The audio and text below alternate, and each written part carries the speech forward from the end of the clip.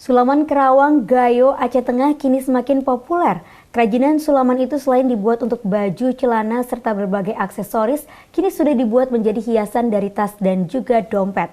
Di Aceh Tengah dan Bener Meriah, kerajinan sulaman Kerawang Gayo ini mampu mendorong perbaikan kehidupan ekonomi perajinnya.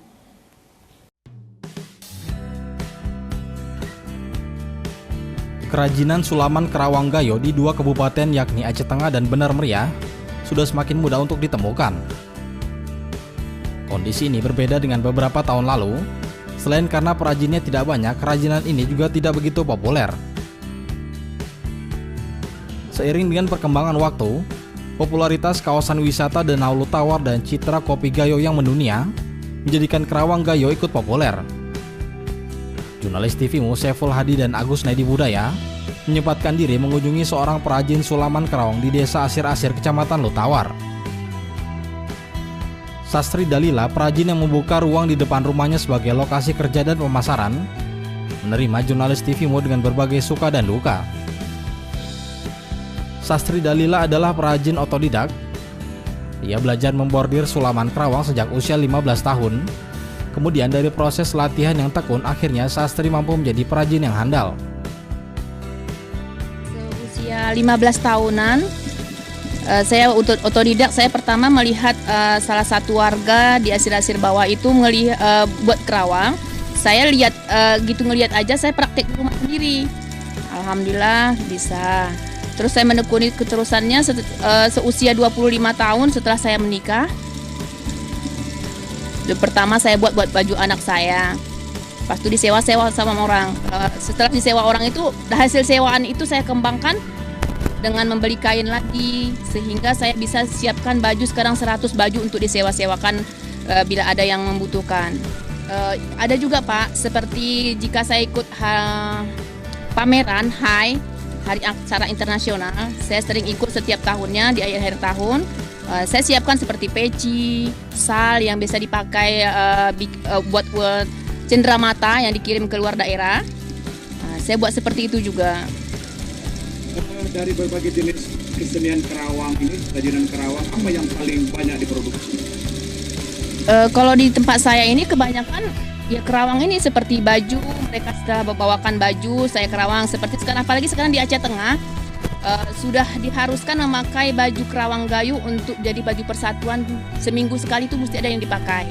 Jadi alhamdulillah mereka tempat kita sekurang-kurangnya ekonomi saya terbantulah Pak dengan adanya Kerawang ini dikembangkan. Popularitas bordiran Kerawang meningkat seiring dengan perkembangan kawasan Aceh Tengah yang menjadi satu destinasi wisata. Kebijakan pemerintah daerah yang terus mempopulerkan bordiran Kerawang dengan menjadikan pakaian resmi dinas ASN menjadikan orderan terus meningkat. Perajin pun terus berinovasi untuk memproduksi kerajinan yang berkualitas. Kini berbagai macam produksi dilakukan perajin di kawasan Aceh Tengah dan Bener Meriah. Dengan ketekunannya untuk mampu membordir Kerawang dengan baik, kini ia menjadi salah satu perajin dengan orderan jahitan yang nyaris tak pernah berhenti. Sebulannya, Sastri mampu menyelesaikan hampir 100 potong pesanan bordiran. Bisa sedikit bercerita motif-motif Kerawang itu seperti apa? Motif-motif Kerawang itu seperti selendang yang saya pakai. Ya. Yang bulat-bulat kecil ini namanya kita panggil tai kukur. Ya. Nah, yang ini tai kukur opat atau sarakopak dipanggil. Di antaranya kalau misalnya putih ini ciri khasnya mewakilkan imam. Kalau yang kuning reja kampung. Kalau yang hijau petua gitu. Semua itu ada makna-maknanya. Lepas itu ini mun beriring. Yang ini kelihatan senyum. Ini hutan tali. Dia punya nama tersendiri dan punya makna tersendiri. Persoalan regenerasi perajin Kerawang harus menjadi perhatian karena tidak semua perempuan di Gayo memiliki kemampuan untuk membordir. Sastri Dalila mengaku siap untuk memberikan pelatihan kepada Bebero Gayo, sebutan untuk remaja wanita di dataran tinggi Gayo untuk memiliki keterampilan. Sastri Dalila siap untuk memberikan pelatihan kepada perempuan di desanya agar mereka mampu membordir Kerawang dengan baik. Selama ini saya belum pernah diadakan pelatihan buat saya pribadi sendiri.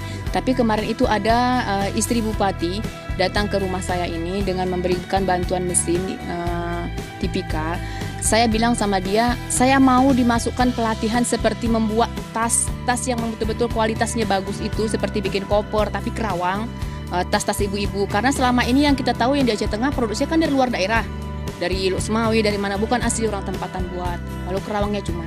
Saya mau dimasukkan pelatihan walau kemana aja, yang penting dalam kawasan Indonesia saya siap untuk membuat tas itu sesempurna mungkin. Itu aja yang saya mau. Satu lagi, saya mohon kepada pemerintah itu meninjau masyarakatnya kemauannya kemana. Kalau hobi dia berkerawang, menjahit, tolong salurkan bantuan seperti kain, benang. Saya siap menjadi tutor tanpa digaji. Banyak perempuan Gayo yang kini menekuni keterampilan membordir sulaman kerawang. Produksi perempuan Gayo itu tidak hanya dipasarkan di kota Takengon, tapi sudah dilempar ke berbagai daerah. Pesanan bordiran kerawang Gayo pun kini terus meningkat. Saiful Hadi, Agus Naidi Budaya memberitakan dari Takengon, Aceh Tengah.